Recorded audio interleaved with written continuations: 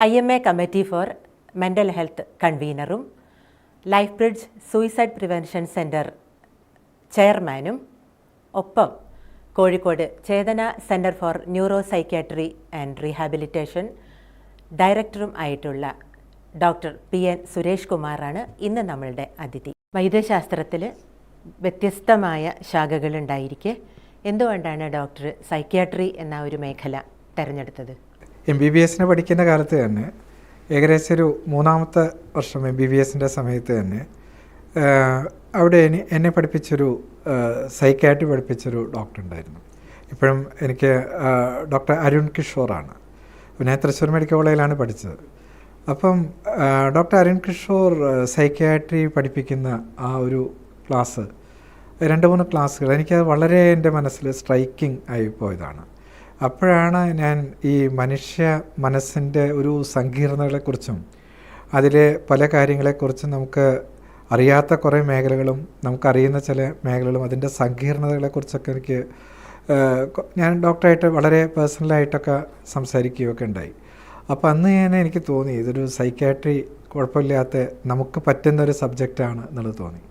അതിനുശേഷം MBBS കഴിഞ്ഞപ്പോൾ ഞാൻ ഹൗസ് സർജൻസി കഴിയുന്ന അന്ന് തന്നെ ഞാൻ നേരെ ഇവിടുത്തെ നമുക്ക് എൻട്രൻസൊക്കെ എഴുതി നമുക്ക് കിട്ടാനൊക്കെ ആയിട്ട് കുറേ സമയം പിടിക്കുമല്ലോ.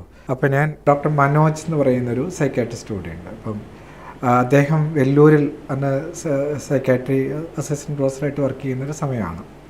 അപ്പോൾ ഞാൻ നേരെ വെല്ലൂരിലേക്ക് തിരിച്ചു. അവിടെ സൈക്യാട്രിയിലൊരു നോൺ PG രജിസ്ട്രാർ എന്നൊക്കെ പറഞ്ഞിട്ട് അവിടെ ജോയിൻ ചെയ്തു. അതിനുശേഷം ഒരു 6 മാസം കഴിഞ്ഞ് അവിടെ എൻട്രൻസ് എഴുതി സൈക്യാട്രി ജോയിൻ ചെയ്യാനുണ്ടായത്. അപ്പോൾ അതിലൊരു ഈ ഡോക്ടർ ഒരു സൈക്യാട്രിസ്റ്റിൻ്റെ ഒരു ക്ലാസ് ശരിക്കും വളരെ ഒരു പ്രചോദനമായിരുന്നു എനിക്ക് പിന്നെ സൈക്യാട്രി സെലക്ട് ചെയ്യാനായിട്ട്. വെല്ലുവിളികൾ ഉണ്ടായേക്കാവുന്ന ഒരു മേഖല കൂടിയാണ് ഈ മനഃശാസ്ത്ര അല്ലെങ്കിൽ മനോരോഗ ചികിത്സാ രംഗം എന്ന് പറയുന്നത്. അവിടെ ഡോക്ടർക്ക് വല്ല വെല്ലുവിളികളും നേരിടേണ്ടി വന്നിട്ടുണ്ടോ? ഞാൻ സൈക്യാട്രിയാണ് ഉദ്ദേശിക്കുന്നത്, എനിക്ക് താല്പര്യം എന്ന് പറയുമ്പോൾ തന്നെ അന്നത്തെ കാലത്ത് ഞാനൊരു 10-20 വർഷം മുമ്പുള്ള കാര്യമാണ് പറയുന്നത്.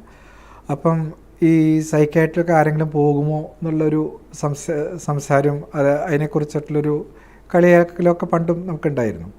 പിന്നെ മാത്രമല്ല നമ്മൾ MBBS കഴിഞ്ഞ് സൈക്യാട്രിയിൽ ജോയിൻ ചെയ്തതിന് ശേഷം പലരോടും ഞാൻ നീ ഏതാണ് PG ചെയ്യുന്നത്, അല്ലെങ്കിൽ ഇപ്പം നിങ്ങളുടെ സ്പെഷ്യാലിറ്റി എന്താണെന്ന് നോക്കുമ്പോൾ സൈക്യാട്രി ആണെന്ന് പറയുമ്പം പലരുടെയും ഒരു ഉള്ളിൽ ഒരു ചിരിയും പുറത്തേക്കുള്ളൊരു കളിയാക്കലൊക്കെ ശരിക്കും നമുക്കത് ഫീൽ ചെയ്തിട്ടുണ്ട്.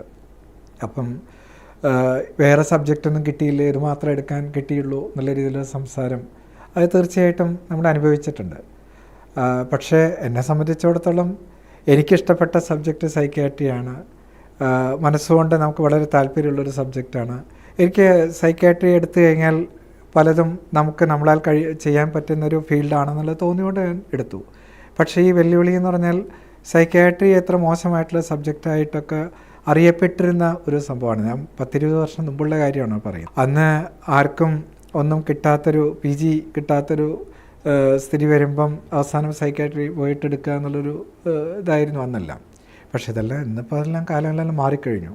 ഇപ്പോൾ സൈക്യാട്രി എന്ന് പറഞ്ഞാൽ നമ്മുടെ മെഡിക്കൽ സ്പെഷ്യാലിറ്റികളുടെ മറ്റേത് സ്പെഷ്യാലിറ്റി പോലെ വളരെ ഒരു അവിഭാജ്യ ഘടകമായിട്ട് മറ്റേ ജനറൽ മെഡിസിനും മറ്റേതിനെ പോലെ തന്നെ ഈക്വലായിട്ട് നിൽക്കുന്ന ഇമ്പോർട്ടൻസ് കിട്ടുന്ന ഒന്നായിട്ട് ഇപ്പോൾ സൈക്യാട്രി മാറിക്കഴിഞ്ഞു.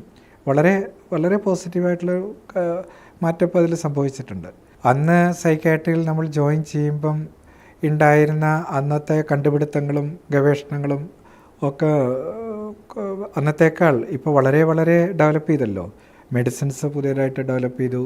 സൈക്യാട്രി അസുഖങ്ങൾ കണ്ടുപിടിക്കാനുള്ള സാങ്കേതിക വിദ്യകൾ കൂടുതലായിട്ട് ഡെവലപ്പ് ചെയ്തു. അതുപോലെ തന്നെ അതിൽ സൈക്യാട്രി മെഡിസിൻ്റെ കൂടെ തന്നെ മറ്റ് പലതരത്തിലുള്ള ചികിത്സകളെല്ലാം ഭയങ്കര റാപ്പിഡ് പ്രോഗ്രസ്സാണ്. മറ്റ് മെഡിസിൻ സ്പെഷ്യാലിറ്റികളൊക്കെ വെച്ച് നോക്കുമ്പം സൈക്യാട്രിയിൽ ഭയങ്കരമായിട്ട് റാപ്പിഡ് ഡെവലപ്മെൻറ്റ്സ് നടന്നുകൊണ്ടിരിക്കുകയാണ്.